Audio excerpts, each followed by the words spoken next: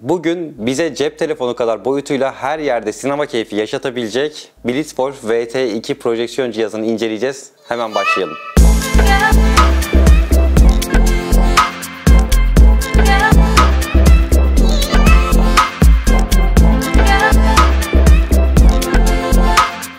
Projeksiyon cihazını Banggood'dan aldım ve indirimli linkini açıklama kısmına paylaştım. Gümrük dahil ödeme seçeneğini seçtiğim için bir haftada elime ulaştı ve herhangi bir işlemle uğraşmadım. Güzel bir şekilde paketlendiği için kutu sağlam bir şekilde elime ulaştı. Sade bir kutusu var. İçerisinden şarj aleti, kumandası ve cihazın kendisi çıkıyor ama cihazı ilk elime aldığımda bu kadar küçük olduğuna şaşırdım.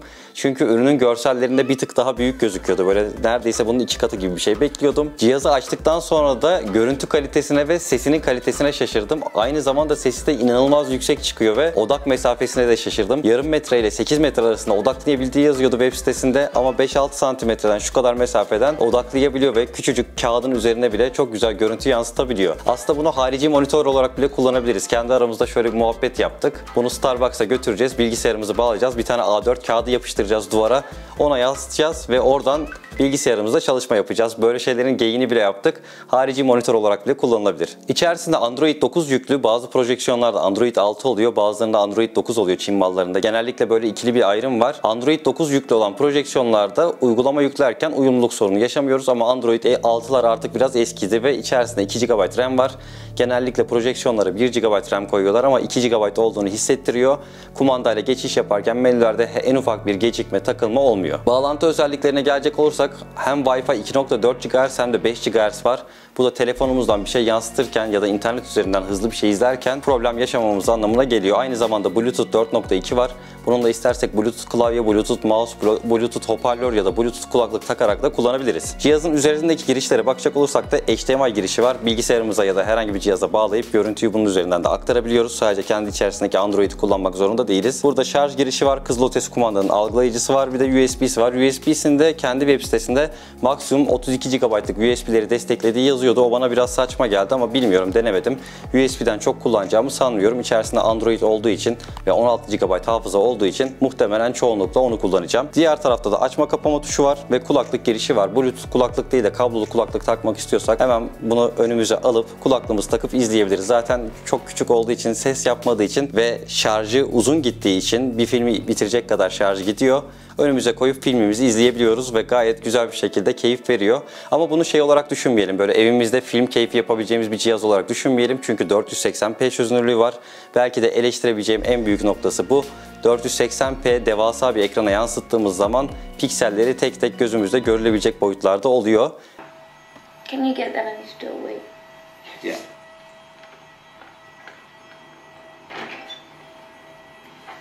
Hey, what happened?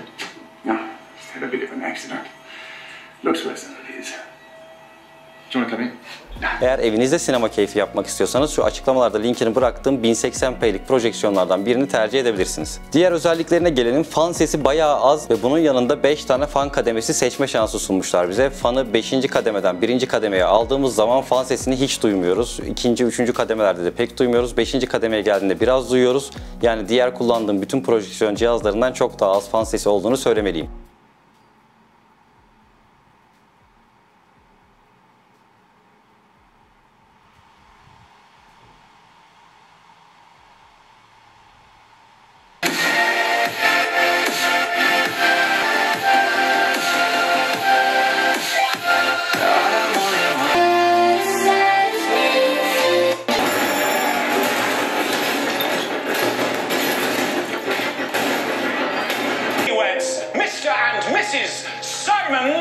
Bunun dışında hoşuma giden özelliklerden bir tanesi de şu tepesinin dokunmatik olması.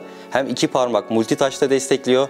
Tek parmakla mouse gibi kullanabiliyoruz. Sesini açıp kısabiliyoruz. Aynen bir Android tableti nasıl kontrol ediyorsak şu tepesindeki kaygan güzel yüzeyden bunu kolaylıkla kontrol edebiliyoruz.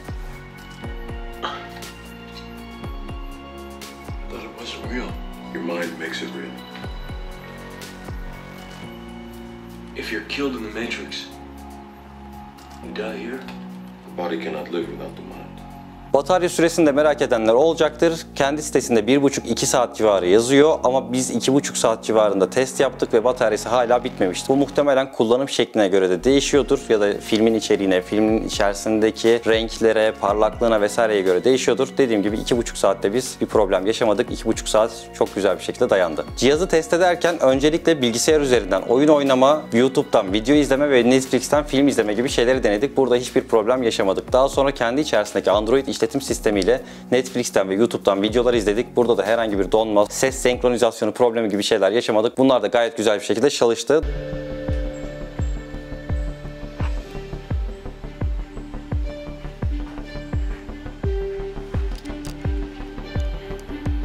Daha sonrasında hem iPhone'dan hem MacBook'tan yani hem telefondan hem bilgisayardan screen mirroring denedik. Screen mirroring yaparken telefonda, bilgisayarda takılma olmuyor. Birazcık gecikme oluyor ama takılma olmaması gayet güzel. Böyle birkaç yüz milisaniye gecikmenin de rahatsız edici bir tarafı yok. Bu tarafta bu gecikmenin ve takılma gibi şeylerin esas sebeplerinden bir tanesi de Wi-Fi'ye olan uzaklık, yani modeme olan uzaklık. Modeminiz yakınsa ve 5 GHz destekliyorsa ve aynı zamanda bilgisayar ya telefondan yansıtıyorsanız onların da mesafesi modeme yakınsa bu tip durumlarda zaten bu cihazda herhangi bir gecikme ya da herhangi bir takılma yaşamazsınız ama bunların mesafesi uzadıkça ve 5 GHz değil 2.4 GHz'lere doğru düştükçe bazı problemler ortaya çıkabilir ama diğer projeksiyon cihazlarına göre çok daha başarılı olduğunu söyleyebilirim bu özelliğinin. Kanalımda bayağı bir projeksiyon incelemesi yaptım. Bu projeksiyonu peki kimler kullanmalı? Kimlere tavsiye ederim ben bunu? Çadırda, karavanda ya da iş seyahati gibi şeylerde yanınıza alıp çantanıza atıp götürebileceğiniz boyutta küçücük bir projeksiyon her yere gidiyor. Gayet güzel bir şekilde çalışıyor. Eğer böyle 1-2 metre mesafeden devasa ekranlara değil de